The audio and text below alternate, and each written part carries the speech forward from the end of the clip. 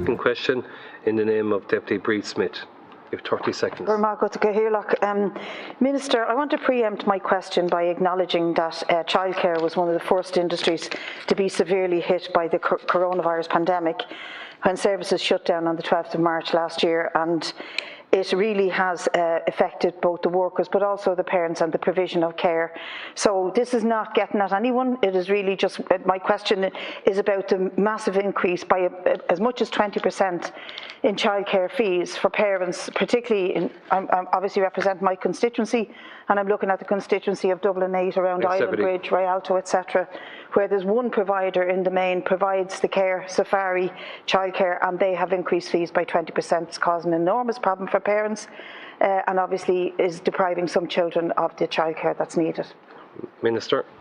Well, look, thank you, Deputy, for bringing up this issue. And I'm very concerned to hear any individual provider proposing to increase the charges to parents at a time when the government continues to support early learning and childcare to a very significant extent. I think in view of the amount of the state support, increases of this nature are just not justified at this time. And one of my key priorities is to achieve affordability of early learning and childcare. The programme for government commits to substantially reducing fees to parents while supporting quality service provision. And the government has been strongly supportive of the sector, particularly since the onset of COVID-19. We've provided substantial additional supports to allow services to operate sustainably throughout the pandemic, acknowledging that there are higher delivery costs and that many extra practical and financial challenges need to be met by providers. So in addition to my department's own funding schemes, all services can currently participate in EWSS, the Employee Wage Subsidy Scheme, and on average that is meeting 50% of the normal operating costs for services, and that's at a cost of 35 million to the sector each month. And I recognise that early learning and childcare services are private businesses. They are free to set their own policies regarding the charging of fees and contract conditions, and I'm aware that the provider mentioned by the Deputy has notified parents of that substantial increase in fees. And given the substantial additional supports allocated by the sector that this provider has availed of, and the assurance that there isn't going to be any sudden cliff edge in terms of withdrawal of supports, I do not believe that there is any case for an increase in this level at the time being. And looking to the future, my department will be developing a new funding model for early learning and childcare that provides additional resourcing to services subject to quality but also subject to affordability. And the expert group has been progressing this work since late 2019, and as I mentioned to Deputy Funchion earlier, I expect their report to be finalised in November.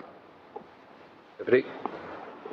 Accept all that, Minister, but the problem, of course, is that despite the fact that it shouldn't be happening, it is happening, and that presents an immediate problem for parents. So some of the things they've been saying to me is that COVID has made it obvious that childcare needs to be a priority. While inflation sits at 1.6%, childcare costs are being put up by 20% by this particular provider. Ireland has the second lowest rate of expenditure on early childhood care and education in the OECD, and faced with having to choose between career and caring for children due to lack of options, many parents have no alternative, no family supports. And the real point, I think, the very worthwhile point they make is the unregulated pricing structure of the system without any regulatory restrictions is really at the heart of this. And we've constantly said in this House that while we welcome the attempts that are being made by your department at providing childcare that's, has universal supports, it is really only a start, but it doesn't address the key problem, which is the fragmented and privatised nature of the care of children and the lack of real state involvement, ensuring that it's of a good, high quality, accessible and affordable for all. And I'd like you to address that, please. Minister. Affordable and high quality childcare is an absolute priority for me and my department, and we've gone to huge efforts across the pandemic to keep services open across the country. In January shutdown, we maintained services open for the most vulnerable children and for the children of essential workers. We've also made it clear that we will be increasing the level of investment into childcare going forward up to 2028 under the First Five programme. We have to know how we can target that money, and we have to understand how that money and the additional investment the state is bringing will actually also secure affordability affordability for parents, as you said, Deputy, and that's what this expert group on the funding model have been working on. They will be bringing forward their proposals to their final report in November of this year. But as I said earlier to Deputy Funchion, we'll be looking at some of their initial proposals in terms of the budget allocation this year, and additional investment from the state will be predicated on guarantees from providers in terms of a set of issues, including affordability, including fees. Your final supplementary. Thank you. Right, well, I just want to repeat the question about why it is that our system that we accept is a patchwork of providers at this level of care and education. We don't accept, nor would we accept, a patchwork of provision, some public, some private, and without proper regulation where prices can be increased and workers paid so badly and treated so badly in many cases, not in all cases.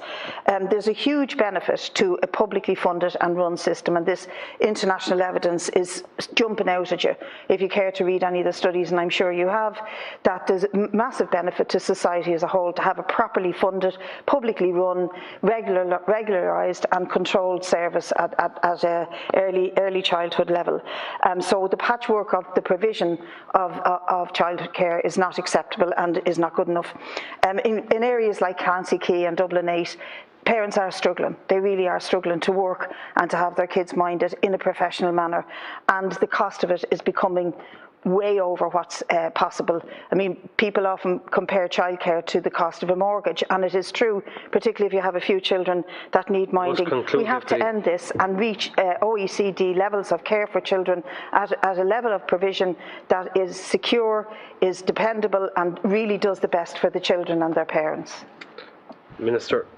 No, I absolutely accept that parents are struggling with the cost of childcare, and that's why my commitment is, in terms of the additional investment that the state brings to childcare, that we ensure that that is tied to conditions, and those conditions include reductions in the level of fees. You speak of the lack of regulation, and you're right in terms of fees, but I think it is important to say that the quality of childcare is very significantly regulated by TUSLA.